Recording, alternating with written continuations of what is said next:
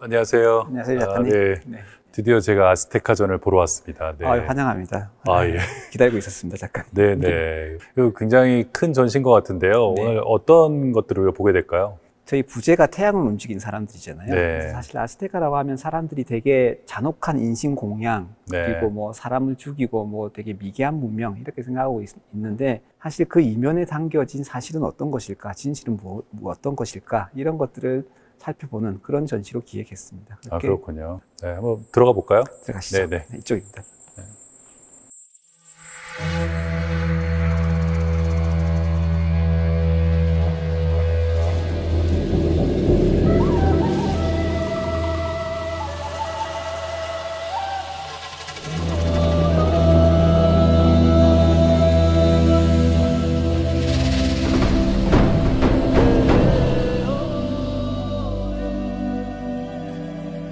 네. 네, 전시를 열면인데요. 사실 저는 전시를 하면서 관람객들에게 꼭 전시를 열면 읽어보라고 합니다. 이게 굉장히 중요한 거군요. 이 부분을 그냥 지나쳐가는 분들도 많이 있잖아요. 맞습니다. 그런 네. 분들이 많이 계신데, 사실 이걸 읽어야 되는 이유는 이걸 읽음으로 인해서 이 큐레이터가 하고 싶은 얘기가 무엇인지를 먼저 네. 머리에 담고 그게 어떻게 전시로 구현되어 있나 보는데 제일 중요한, 말하자면 가이드 같은 거라고 생각하시면 좋을 것 같아요. 그렇군요. 네. 그 사실은 굉장히 긴 어떤 내용을 줄여서 네. 함축적으로 이 전시의 취지를 요약한 그런 게 되겠네요. 보면 일단 눈에 띄는 것은 잔혹한 희생제의, 네. 전쟁, 오해 뭐 이런 문장들이 첫 단락에는 보이는데요. 네, 무슨 의미인가요? 네. 사실 일반인들이 아스테카라고 네. 생각을 하면 인신공양을 가장 먼저 많이 떠오릅니다. 그렇죠. 잔혹하다. 그리고 스페인 침략군에게 허망하게 멸망했다. 네. 이것들이 대부분은 기독교적 관점에서 윤색이거나 이후에 호사가들에 의한 가십으로 많이 얘기되었던 것이라고 최근에 많이 밝혀지고 있거든요. 네. 그래서 저희가 이 전시를 준비하면서 하고 싶었던 얘기는, 그런 시각도 있지만 우리는 좀 담백하게 있었던 사실만을 보여줄 테다. 그러니 관람객 여러분께서는 보시고 관람객 여러분들의 시각을 가져주셨으면 좋겠다. 그 이야기를 전시에 열면서 지금 하고 있습니다. 이게 일단 지금 아스테카와 마야 그리고 잉카의 위치, 지리적인 위치인데요. 예. 사실 이거 어렸을 때 그냥 외웠잖아요. 실은 어디에 있는지 찍어보라면 못 찍거든요, 사람들이.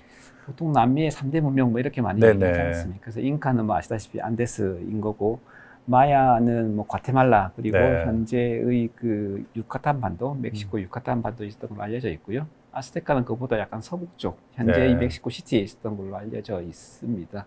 마추픽추, 뭐 잉카의 가장 유명한 유적이고요. 마야 그 피라미드, 아스테카도 물론 이제 피라미드가 있죠. 아스테카 피라미드는 뭐 이집트 피라미드와는 달리 무덤은 아니고 이제 제단이다. 신에게 제사를 지내는 곳이다. 제목이 지금 태양을 움직인 사람들인데요. 네. 태양을 움직인 사람들, 이거 좀 이따 설명해 주시겠죠? 네, 안에 들어가서 태양의 돌 보시면서 제가 말씀드리겠습니다. 알겠습니다. 예. 이게 그 유명한 그 태양의 돌이네요. 네, 태양의 돌이고요. 태양의 돌은 사실 멕시코 문화재 중에 가장 중요한 문화재로 이제 얘기되고 있는 문화재입니다. 이게 무게가 뭐 어마어마할 것 같은데요. 25톤이요? 네, 25톤이라서 뭐 실제로 가져오지 못하고 정교하게 3D 프린팅으로 재현해서 여기 이제 방금 보셨던 영상을 쏴서 이렇게 얘기하는 것입니다. 사실 뭐 요즘 말로는 세계관이라고 많이 얘기하잖아요. 그래서 이 아스테카의 세계관을 가장 극조로 보여주는 것이 이 태양의 돌입니다. 그래서 아스테카의 세계관을 뭐 간단하게 요약하면 세상이 4번 망하고 5번 창조됐다라는 세계관입니다. 지금 살고 있는 세상이 5번째 세상이라는 거죠. 그렇죠. 그래서 5번째 세상의 태양의 신이 지금 저기 한가운데 보이고 있고요. 실제로 이제 4번의 태양 신이 있으면서 세상을 창조했다 멸망을 했잖아요. 멸망할 때마다 태양 신이 다 다릅니다. 다 다른데 아스테카의 태양 신, 세상 창조 신화에서 가장 핵심적이고 재미있는 부분은, 다른 문명에서의 천지 창조 신화와 달리 신이 인간에게 일방적인 시혜를 베풀지 않는다. 이런 것들이 되게 좀 재미있고 중요한 지점입니다. 그래서 아스테카의 5번째, 아스테카의 태양이죠. 5번째 태양이 창조할 때 태양들이 어떤 테오티후아칸에서 모여가지고 태양들이 이렇게 자기들 스스로 희생제의를 하거든요. 희생제의를 하면서 태양들이 움직였기 때문에 현세를 살아가는 아스테카의 사람들도 너희들도 역시 신을 위해서 희생을 해라. 이런 것들이 아스테카를 움직이는 가장 기본적인 동력이라 할까요? 가장 기본 원리가 되었던 거죠. 예, 전 세계 문명에 나타나는 그 형태는 자기는 특별한 존재고 네. 선민이라는 것이죠. 네. 그럼 여기 이게 이 돌에 이제 가운데 태양이 있고요. 네. 나머지 여기는 이 둘러싸고 있는 것들은 뭔가요? 달력인가요? 사실은 이 아스테카를 포함한 메소아메리카에서는 달력을 두 가지를 쓰는데요. 하나는 네. 태양력, 우리랑 네네. 똑같습니다. 태양력은 시우포우알리라고 얘기를 하는데 네. 365일입니다. 그리고 나머지 하나는 제2력, 제2니까 네. 뭐 제사와 의례에 쓰는 달력이라는 얘기인데요. 이건 260일 주기입니다. 아스테카에서 제일 중요한 주기가 52년 주기인데요. 52년 주기가 왜 나오냐 하면 이 제2력인 260일과 네. 태양력인 365일의 최소 공배수가 52년입니다. 우리가 예를 들면 뭐 갑인년 그러면 뭐 네네. 10년이면 다음에 70년이 도록 네. 한 갑자가 돌잖아요. 그렇듯이 이 지역에서는 52년이 한 갑자로 돕니다. 저는 옛날에 그런 생각했거든요. 인간의 일생 주기하고 이제 비슷하잖아요. 네. 그죠? 보통 60년을 산다고 우리가 생각했을 때, 근데 저 사람들도 아마 한 52년 정도면 맞습니다. 한 생이 다 하니까 다시 시작하기에 적당한 어떤 조합이라고 생각했겠네요. 아스테카의 예. 태양력 관련 제일 중요한 유물들이 사실 여기에 있는데요. 네. 불에 뛰어드는 그런 신화가 있었지 않습니까? 네네. 불에 뛰어들 때 신들이 두 신에게 불에 뛰어들으라고 요구를 합니다. 하나는 네. 돈이 많고 부유한 테쿠시스 테카틀이라는 네. 신, 또 하나는 종기두성이의 등이 굽은 나나우아친이라는 신에게 뛰어들라고 하는데요. 이 나나우아친은 불에 바로 뛰어들어서 태양이 되었고 그걸 부끄럽게 여긴 테쿠시스 테카틀도 불에 뛰어들었지만 태양이 두 개가 너무 밝잖아요. 밝으니까 네. 거기 있던 신들이 안 되겠다 싶어서 두 번째 태양 테쿠시스 테카틀에게 토끼를 집어던집니다. 토끼를 막 집어던지니까 이게 상처가 날 거잖아요. 멍이 든 거죠. 그래서 네. 상처가 남으로써 달이 되었다라고 하는 신화가 있습니다. 근데 사실 저는 이 지점에 와서 사실 작가님한테 한번 여쭤보고 싶은 게 있었는데요. 네. 사실 이 다섯 번째 태양이 되기 위해서 되게 부유한 신이었던 테쿠시스 테카틀이 있었고 네. 그리고 아주 가난하고 좀 못생기고 이렇게 등이 굽은 이 나나우아친 지금 오른쪽에 보시는 이 신이 있었잖아요. 근데 왜 이 신화에서 이 좀 못생기고 가난한 신이 태양이 되었을까요? 이거를 그 영화로 만들었다고 생각하시면 금방 이해가 돼요. 네. 그러니까 굉장히 그 부잣집 아들하고 굉장히 가난한 집에 막 이렇게 이런 아들이 있는데 결국 싸워봤지만 부잣집 아들이 이겼다 그러면 아무도 안 좋아하죠. 당시에 이 신화도 사람들이 사랑했던 이야기니까 퍼졌을 텐데 그 이야기를 사랑하려면 마치 영화 속 캐릭터처럼 못나고 자기들하고 비슷한 이런 존재가 결국에는 저 태양이 되었다고 믿는 게 더 재밌었겠죠. 이야기 구조상. 예, 이야기 구조나 신화의 아주 중요한 원형인 것 같습니다. 네. 다섯 번째 태양의 세계상으로 왔습니다. 그리고 사실 작가님도 가보셨다고 한 그 피라미드가 있던 도시가 테오티후아칸이었습니다. 그래서 테오티후아칸은 사실 다섯 번째 태양 신화에서도 불이 타올랐던 곳. 그러니까 테오티후아칸은 신들의 도시라고도 불렸고요. 테오티후아칸이 그 지역에서 테스코코 호수에서는 가장 신성한 지역으로 불렸습니다. 이 가면들은 테오티후아칸에서 나온 가면입니다. 그런데 실제로 출토된 유적은 아스테카 유적에서 출토된 거죠. 아스테카 사람들이 북쪽에서 왔고 사실은 그 지역의 정체성, 뭐라 그럴까, 이게 정통성이 없었지 않습니까? 없었더니 뭐 이런 걸 통해 가지고 좀 정체성을 확보하려고 노력했던 것이 아닌가 생각하고 있습니다. 그렇군요. 테오티후아칸에서 가져온 가면들을 자기들이 사용하면서 자기들이 마치 정통성이 있는 맞습니다. 이 정당한 권리가 있는 종족처럼 행세를 했군요. 가면 굉장히 인상적인데요. 네. 오른쪽에 보이시는 것이 사실 코덱스 고문서라고 하는 것들인데요. 사실 아스테카 지역은 여러 종족들이 여러 언어군이 있었기 때문에 실제 같은 종족이 아니고서는 말이 안 통했다고 합니다. 아스테카 사람들이 썼던 언어를 나우아틀어 이렇게 얘기를 하는데요. 실제로 나우아틀어를 지금도 사용하고 있는 민족, 지역 사람들이 있고요. 아시다시피 마야에는 여전히 마야어를 사용하고 있지 않습니까? 그렇기 때문에 마야어와 아스테카가 쓰던 나우아틀어가 서로 말이 안 통했다고 합니다. 그렇기 때문에 이 사람들이 고안해낸 것이 이런 그림 문자인데요. 오른쪽에 있는 것은 네, 돈 후안 치치메카 테쿠틀리코면서 되게 어려우시죠? 네. 돈 후안이 발견한 건가 보죠? 네. 이 사람 이름이 돈 후안입니다. 돈이니까 이제 스페인어식. 스페인 사람이겠는데요. 네. 근데 이 사람은 실제 스페인 사람은 아니고 아스테카가 유명할 때 에르난 코르테스가 이제 오지 않습니까? 오면서 이제 원주민 동맹군과에 아스테카를 공격하는데요. 그 원주민 동맹군의 가장 큰 세력을 이루었던 지역이 지금 아스테카의 동쪽에 있는 틀라스칼라라는 지역입니다. 그래서 여기서 보이는 돈 후안 치치메카, 돈 후안은 스페인식 표현인 거고, 치치메카 테쿠틀리는 이제 뭐 현지어식 표현인데, 테쿠틀리는 뭐 우리로 치자면 영어로 치자면 로드, 뭐 경, 뭐 이런 사대부 뭐 이런 개념인 것입니다. 그래서 이것도 그림 문자라서 이제 정확하게 해석은 하지 못하는데 이렇게 발자국이 있으면 이제 걸어갔다는 얘기거든요. 이 사람이 이렇게 걸어온 겁니다. 이렇게 걸어와서 여기 이제 아빠, 엄마 같아요. 아빠, 엄마 같아서 선이 있으니까 여기서 뭐 자식들이 아닌가. 그래서 그 중에 한 사람이 보면 이렇게 가서 돈 후안 치치메카가 여기 됐다. 그래서 틀라스칼라 지역이 사실 말하자면 아스테카를 무너뜨리는데 1등 공신이기 때문에 스페인 입장에서, 에스파냐 입장에서는 가장 중요한 동맹군 세력이었고 이 사람이 이렇게 얘기했던 것은 내가 이만큼 이 아스테카를 무너뜨리는데 공이 있는 사람이야 라는 것을 좀 뭐랄까요, 기록으로 남기고 싶었다 할까요? 그렇구나. 예. 자식들한테 보여줄 수 있잖아요. 저기 아빠인데 내가 저기에서 와가지고는 되게 테오티후아칸 아니면 뭐 이게 하여튼 아스테카를 정복하고 이렇게 된 거야. 이렇게 설명할 수 있겠네요. 그렇게 말입니다. 네. 그 문자하고 이 그림하고 경계가 좀 희미하네요. 아스테카의 이 그림 문자라는 것은. 그림 문자라고 얘기하는데 사실 뭐 연구자들은 그때 그림 문자를 아마 당시 사람들은 해독할 수 있었을 것이다 얘기는 하지만 현대적 의미에서는 해독은 잘 안 되고 그냥 제가 보기에도 이건 이런 뜻이겠구나 이렇게 넘겨짚는 것들이 좀 있고요. 누군가 해석하는 사람이 꼭 필요했겠네요. 있었을 것 같습니다. 아스테카 이제 자연과 관련한 얘기인데요. 아스테카라는 곳이 아시다시피 멕시코 시티 현재의 멕시코 시티 고원이 해발 2,000m 정도가 되고 아스테카의 영역은 동쪽으로는 대서양, 서쪽으로는 태평양까지 있었기 때문에 다양한 식생들이 있었고 아스테카의 귀족들, 왕족들은 그 다양한 식생에서 오는 다양한 곡물들을 받아서 화려한 생활을 했을 것이다 라고 하는 게 이제 기본 원리인데요.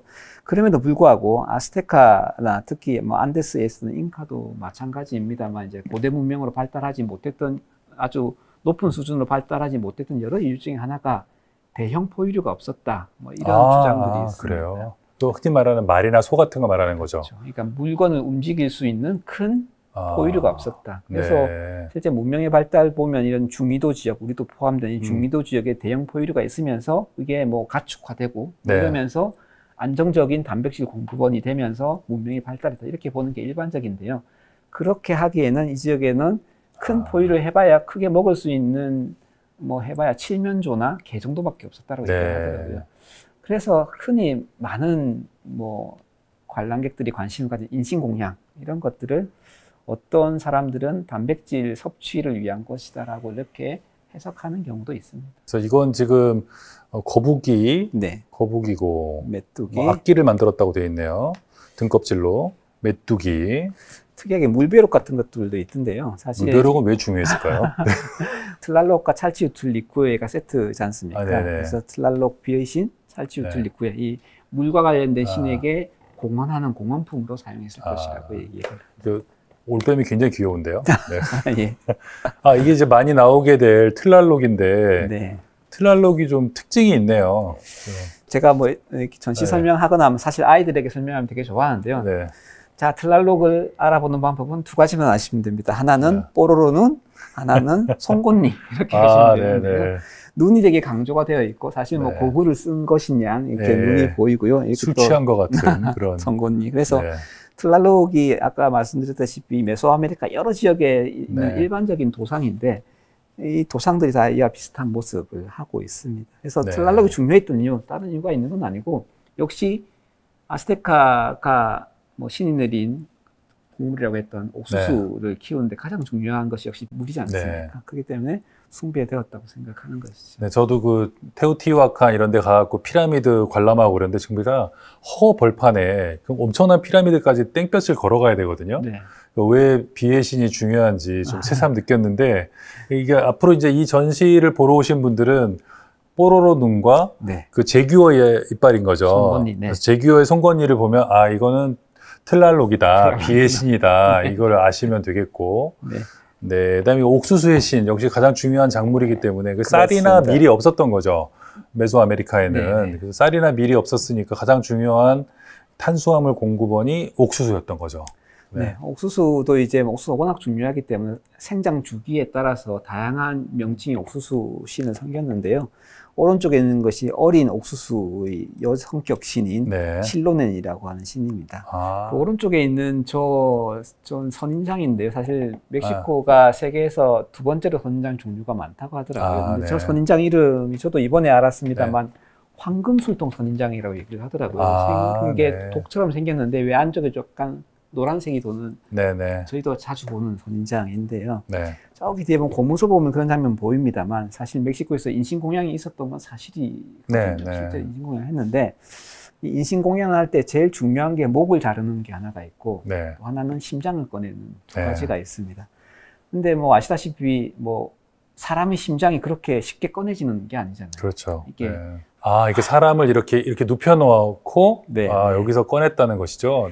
그렇게 했을 거라 얘기하는 분이 계신데요. 저기 보면 사실 고문서 좀 더 보시겠습니다만 아스테카의 그 건국과 관련한 테노치트란 건국하는 고문서에 그런 장면이 묘사되어 있기도 합니다. 자, 그리고 물과 풍요의 신 찰치우틀리쿠의 화로네요. 화로인데요. 찰치우틀리쿠도 아까 말씀드렸듯이 땅에 내린 물, 대지와 관련되는 거예요. 그렇기 때문에 찰치우틀리쿠에는 되게 이렇게 좀 녹색, 파란색을 띠고요.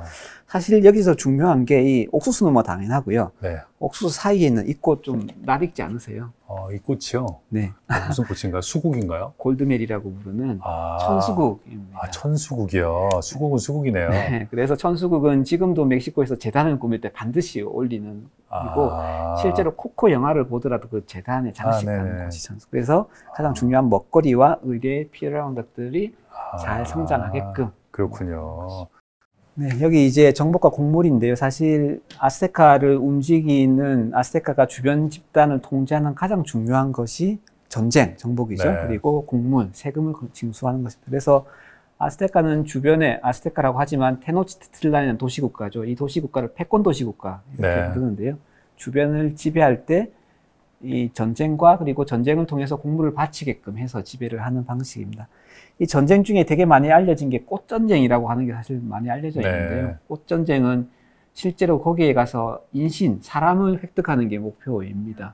그렇기 때문에 미리 짜고, 그러니까 이미 이제 예속 도시 국가들이 있거든요. 그러니까 하면 미리 이제 주문을 합니다. 내가 언제 너네한테 쳐들어갈 테니까 뭐 성인 남자 5명과 여자아이 2명, 남자아이 1명을 준비해놔라. 바쳐라. 그러면 가서 전쟁하는 척 하다가 이거 포로를 잡아와서 인신공양한 썼다라고 하는 게 일반적인 개념. 그렇기 때문에 꽃전쟁이라고 얘기해요. 실제로 왜 꽃이라고 하죠? 사람은 죽이지 않기 때문에 그러지 않는가. 꽃으로 싸운다 뭐 이런 개념이 아닐까 싶습니다. 실제 전쟁이 아니다. 일종의 그 처음에는 전쟁으로 정복했겠지만 나중에는 그걸 일종의 제의처럼 반복하는 거죠. 그래서 마지막에 코르테스가 왔을 때 가장 큰 반감을 가졌던 틀라스칼라라고 하는 지역은 한 번도 아스테카에 정복된 적이 없는데 그런데 이 아스테카가 인신이 필요할 때마다 거기를 침략을 해서 이제 사람을 잡아간 거죠. 그렇기 때문에 반감이 엄청 났다고 합니다. 그래서 슬픈 밤 사건 이후에 이 코르테스가 패망했을 때도 끝까지 의리를 지키고 아스테카를 멸망시키는데 최선의 노력을 다한 게 틀라스칼라라고. 원한이 있었네요. 그러니까 뭐 곡물을 너무 많이 바치게 되면서 혹시 뭐 이거 흑요석이네요. 그죠? 창날인가요? 창끝. 흑요석, 칼, 뭐 창끝인데 이거는 의뢰에 사용하기도 했고 흑요석은 사실 되게 날카로워서 뭐 근데 에스키모인들도 흑요석을 들고 다니면서 물개를 잡으면 뭐 나를 잘라서 배를 갈랐다 이런 민족지 기록들이 있을 정도이고요. 말씀드렸다시피 뭐 철기가 없기 때문에 흑요석이 가장 날카로운 도구였습니다. 그래서 이런 무기들을 많이 사용했고 실제로 아스테카에서 가장 많이 사용했던 무기는 지금 제일 오른쪽에 보시는 이 마쿠와 우이트라는 이 검인데요. 곤봉에 흑요석을 붙인 거예요? 네. 근데 사실 이런 식의 도구를 조합하는 건 세계사적으로 보면 후기구석기 시대에 나오는 조합이거든요. 네, 그렇죠. 그런데 네. 여기는 이제 뭐 한 14세기, 15세기까지도 이런 무기를 가지고 사용하고 있었으니. 그렇군요. 자기들끼리 싸울 때는 뭐 이 정도로는 충분했던 거죠. 이 무기로는. 근데 이 흑요석은 그 최근에 무슨 제가 유튜브 같은 데도 보니까 막 실험해 보더라고요. 제가 흑요석으로 네. 고기를 이렇게 잘라 먹을 수 있나 뭐 이런 거 하는데 의외로 굉장히 잘 잘리더라고요. 그래서 좀 놀랐고요. 왕좌의 게임에도 흑요석으로 이제 그 죽은 자들을 물리치는 뭐 이런 네네, 상징적이겠죠. 이제 그런 것도 봤습니다. 이게 전사죠. 네, 전사입니다. 전사의 계급인가요? 아스테카 전사니 여러 계급이 있는데 사실 전사가 귀족 출신이기도 하지만 평민 중에도 공헌을 세우면 전사가 되었다고요. 그래야 열심히 싸우겠죠. 네네. 그래서 여러 계급 중에 가장 높은 계급이었던 독수리 전사이고 실제로 독수리 모양을 좀 담고 독수리 가면을 썼네요. 네. 오른쪽에 있는 것도 전사의 상이라고 하는데요. 네. 이 전사의 상은 나중에 보시겠지만 가장 중요한 신성구역에서 5점이 발굴이 되었습니다. 5점이 발굴된 이유는 당시에 멕시코는 천하가 5개 구역으로 나뉜다고 생각했거든요. 네. 중심이 있고 중심을 주변으로 4개의 구역이 있는 겁니다. 그래서 우주수의 개념으로 각 4개의 나무가 하늘을 바치고 있는 개념이죠. 우주나무, 우주수. 나무 4그루가 하늘을 바치고 있고 가운데는 신성한 구역이 있는 거죠. 네네. 근데 뭐 그냥 우연의 일치겠지만 우리나라 그 옛날 그 무덤가에 있는 그 문인석하고 그냥 닮았는데요. 우연의 일치겠죠? 네, 그렇게 말씀하신 분들이 되게 많습니다. 근데 그렇군요. 뭐 작가님 처음이 아니고 한 몇 분이 그렇게 말씀하셨는데. 그러실 것 같아요. 네. 굉장히 익숙해요. 귀의 모양이라던가. 이제 귀에 이제 귀걸이를 하고 있는 거는 이제 고귀한 신분이라는 걸 나타내는 것이고요. 네. 가슴에 있는 이 문양은 이 제왕나비라고 하는 것인데 이 제왕나비는 이제 전사가 죽었을 때 전사의 혼을 상징을 저렇게 한다고 합니다. 그렇군요. 뭐 많은 신화에서 나비는 이제 하늘로 날아가니까 혼으로 많이 상징되지 않습니까? 아랑전설에도 그런 게 나오는데 근데 이 복장은 지금도 좀 재현하고 싶은 굉장히 매력적인 그 복장이에요. 자, 이게 이제 아스테카 문명이 꼽히게 되는 그 테노치티틀란. 네. 지금의 멕시코시티 자리에 있었던 도시죠. 아스테카, 메시카, 테노치티틀란이 세 개의 개념이 사실 좀 되게 헷갈리는 개념이라서 조금 어려우실 수 있는데요. 한마디로 얘기하면 아스테카는 아스틀란, 하얀 땅을 떠나실 때의 종족의 총칭. 네. 이고 그 중에 한 부족, 8개 중에 한 부족이 수호신인 우이칠로포치틀리가 이제부터 너희들은 메시카라고 해라. 그래서 메시카가 된 겁니다. 그리고 호수 주변을 떠돌다가 저기 정착해야지. 정착한 곳이 테노치티틀란 이렇게 이해하시면 되겠습니다. 네. 저기 보시는 그림 보시면 잘 이해하실 수 있는데요. 이게 상상도군요. 테노치티틀란의 상상도인데 와. 여기 서쪽에서 동쪽으로 본 모습이고요. 네. 여기 뒤에 있는 설산 이런 것들이 다 이제 화산 거죠. 그래서 테노치티틀란이 자기들이 뭐라 할까 담고 싶어했던 자기들 역사로 편입하고 싶었던 테오티아카는 이렇게 동북쪽으로 이쪽 지점에 있다고 생각하시면 됩니다. 여기에 정착하면서 여기도 지금 오방의 개념이 그대로 적용되어 있는 것인데요. 지금 딱 보기에도 가운데가 되게 중요한 정치 종교 시설처럼 보이시지 않습니까? 비워놨네요. 그죠? 딱 신성하게. 여기서 이제 신성구역이라고 하고요. 신성구역 뒤에 있는 가장 중요한 이 신전은 현지어로는 템플로 마요르, 영어로는 그랜드 템플 이렇게 번역되는데 우리 저는 대신전 이렇게 번역되어 있고 이 중앙구역을 중심으로 이게 격자로 이렇게 십자형으로 도로가 나 있고요. 이 도로가 나 있는 것을 경계로 4개의 구역이 있지 않습니까? 그래서 우주를 5개의 구역으로 나누는 것을 표현하고 있습니다.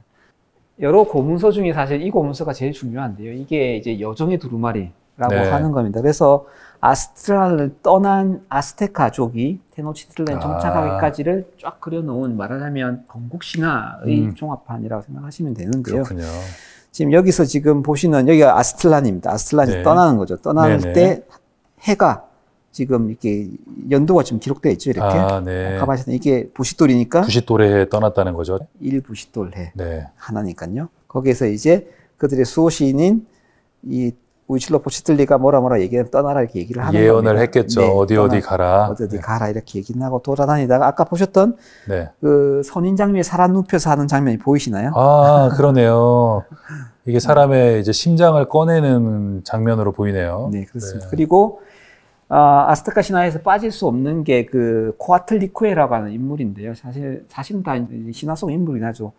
아스테카의 수호신이 우이칠로포치틀리라고 했잖아요. 네. 근데 아까 보셨던 그 5개의 태양신이 하나는 별개의 신화입니다, 이거는. 우이칠로포치틀리가 인도를 해서 오는데, 우이칠로포치틀리가 최고의 신인, 태양신이자 전쟁의 신인데, 우이칠로포치 탄생 신화가 여기 지금 있는 겁니다.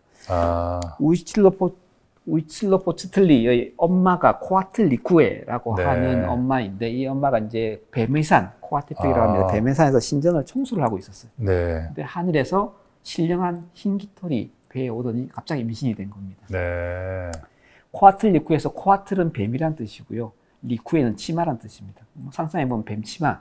네. 그러니까 이게 지신, 땅의 신이기도 하거든요. 네. 그러니까 이 사람들이 뱀과 땅을 되게 연결시켜서 생각했다라는 걸 알 수가 있고요.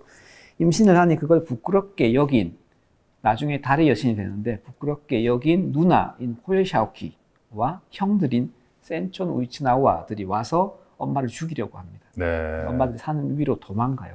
네. 도망가가지고 했는데 완전 무장한 우이칠로포치틀리가 태어나서 누나 호요샤오키의 목을 자르고 사지를 절단해서 산 아래로 던져버립니다. 네. 그래서 누나는 달이 됐어요. 네. 형들도 다 쫓아버리는데 형들은 별이 되고 자신은 그러니까 태양이 된 거죠. 태양이 된 거. 나자마자 하여튼 형제를 다 죽이고 그렇죠. 자기는 태양이 되고. 네.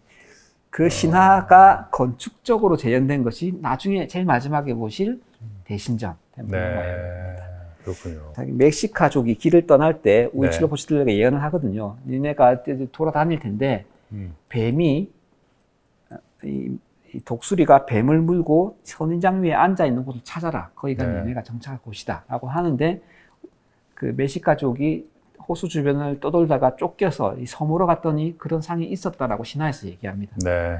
그렇기 때문에 지금 이 독수리 보이시나요? 독수리 네네. 손끝에 발톱 끝에 이 지금 방울뱀 방울이 잡고 있는. 예.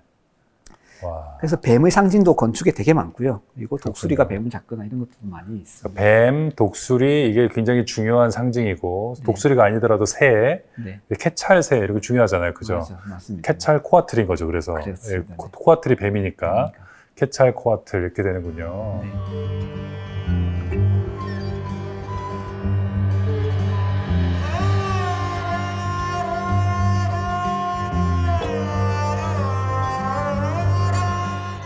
재미있게 보셨습니까? 예, 말씀하신 것처럼 정말 우리가 아스테카에 대해서 선입견들이 많이 있었잖아요. 근데 오면서 보니까 제가 생각했던 것과 굉장히 좀 다르다.